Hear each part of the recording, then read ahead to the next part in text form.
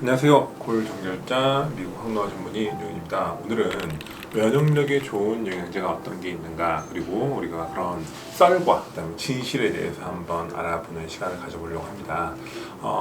많은 분들이 이 면역력이라는 것에 대해서는 사실 관심은 많은데 과연 어떤 영양제부터 먹어야 될지 참 고민이 많으실 거라고 생각합니다.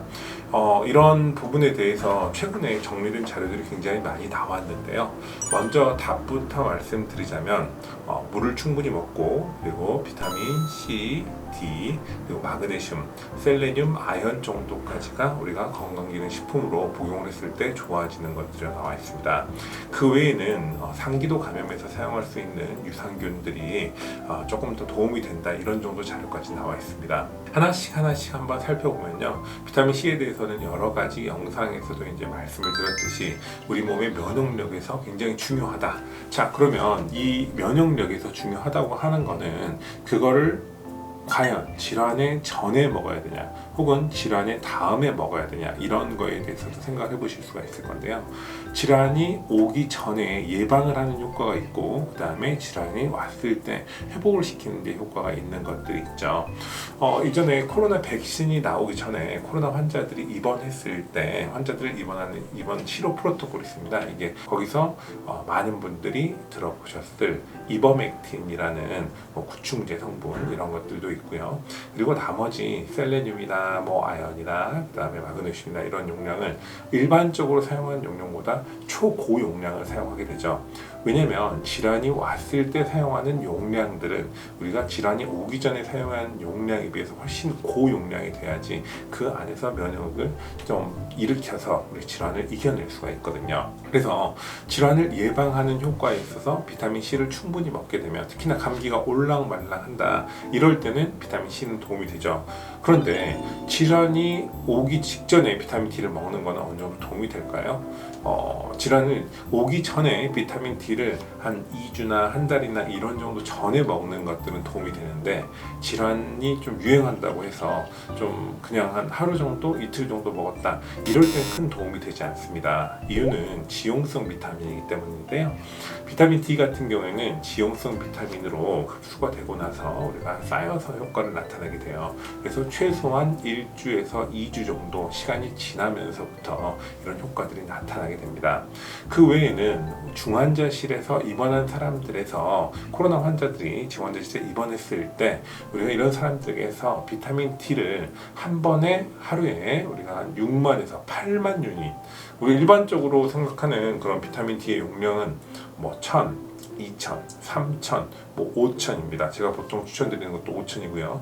그런데 논문에서 사용한 거는 6만에서 8만이에요. 이거를 투여를 했을 때 코로나 바이러스가 음전이 되는 확률이 3배 이상 높게 나타났다라고 말을 합니다.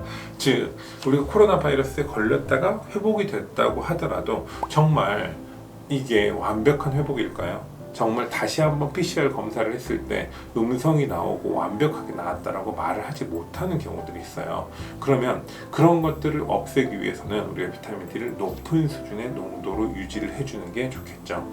구체적인 수치로 말씀을 드리자면 비타민 D 같은 경우에는 60에서 90 정도가 도움이 된다고 합니다. 그리고 50 이상이 됐을 때 혈중 농도예요. 혈중 농도에서 50 이상이 됐을 때 암을 예방할 수 있고, 이렇게 되기 때문에 우리가 어느 정도, 보통 주사로 맞는 분들 많거든요. 근데 주사로 맞는 분들은 골다공증이나 혹은 골감소증이 오지 않는 정도지 면역력에는 아주 큰 도움이 되지 않는다는 것을 좀 알고 계시면 좋을 것 같아요. 그리고 아연 같은 경우에는 내가 올려고 한다 그러면은 50mg까지 먹어주시는 게 좋고요. 근데 이를 초장기로 복용하게 되면 오히려 면역력에 안 좋을 수가 있습니다. 그래서 한 2주 정도는 한 50mg 정도 먹는다고 생각하시고요. 그 이후에는 20에서 30mg 정도 먹는다고 생각하시는 게 좋습니다. 마그네슘 같은 경우에는 최근에 연구 결과에서도 나왔듯이 마그네슘을 먹었을 때 여성에게서 혈압에서도 어느 정도 도움이 될 수가 있고, 그리고 마그네슘 먹었을 때 치매도 어느 정도 예방을 할 수 있다는 연구 결과가 최근에 나왔죠. 그래서 용량은 거기서 나온 거는 우리가 350과 550을 비교를 했는데 500에서 1000 정도를 드시는 게 좋다라고 보통 추천을 드립니다. 셀레늄 같은 경우에는 100 정도로 우리가 추천을 하는데요. 셀레늄을 너무 많이 먹게 되면은 환자가 약간 사이코시스처럼 너무 날카로워지는 경우가 있기 때문에 셀레늄의 용량은 꼭 주의해서 드시는 게 좋습니다. 지금까지 우리가 면역력에 도움이 되는 영양제를 살펴봤는데요. 다시 한번 비타민 C, 그 다음에 비타민 D, 그리고 셀레늄, 아연, 마그네슘 이 5가지 기억하시고요. 추가적으로 유산균 같은 경우에도 도움이 될 수 있다. 그렇지만 그 무엇보다 가장 중요한 거는 어떤 거다? 물입니다. 항상 물이 가장 중요하다는 건 다시 한번 말씀을 드리고 싶은 부분입니다. 자, 도움이 되셨다면 좋아요, 구독, 알림 설정 꾹꾹꾹 눌러주십시오. 지금까지 골정결자 그리고 미국 항노화 전문의 윤용현이었습니다. 감사합니다.